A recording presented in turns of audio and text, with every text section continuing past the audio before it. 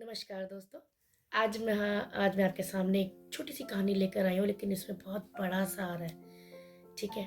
एक बार एक पंडित जी एक राजा के दरबार में पहुंचते हैं, तो राजा कहते हैं कि मुझे आपसे 3 प्रश्नों के उत्तर चाहिए। ईश्वर कैसा दिखता है? ईश्वर कहाँ तक दिखता है? और ईश्वर करता क्या है?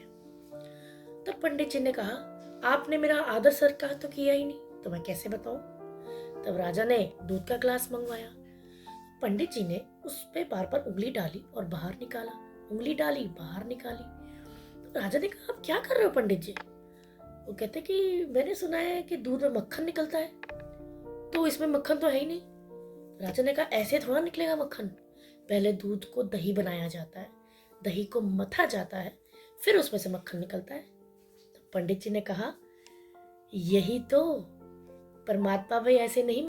पहले मन को पवित्र करना पड़ता है, फिर नियम, ध्यान और लगन से भक्ति की जाती है, तब जाके परमात्मा मिलते हैं। तो राजा बहुत प्रसन्न हुए। उन्होंने कहा, अच्छा मेरा दूसरा प्रश्न का जवाब दीजिए कि परमात्मा दिखता कहाँ तक है? तो पंडित जी ने कहा, ठीक है, एक मोमबत्ती मंगवाइए। तब उन्होंने मोमबत्ती मंगवाई। तब उन्होंने राजा से पूछा, राजन, इस मोमबत्ती की रोशनी कहाँ तक फैल रही है? तब राजा ने कहा, चारों तरफ, हर तरफ, चारों तरफ फैल रही है।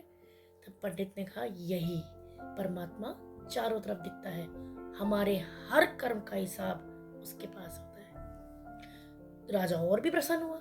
तब राजा ने कहा, अच्छा मेरा तीसरे प्रश्न का और जवाब दे दीजिए कि ईश्वर करता क्या है? तो पंडित ने कहा, ये सवाल आप गुरु बन के पूछ रहे हो या शिष्य बनकर? तब राजा ने कहा, जी शिष्य बनकर। तो पंडित जी ने कहा, तो तुम्हारा गुरु तो नीचे खड़ा हुआ है और तुम ऊपर, ऐसे कैसे पता लगेगा?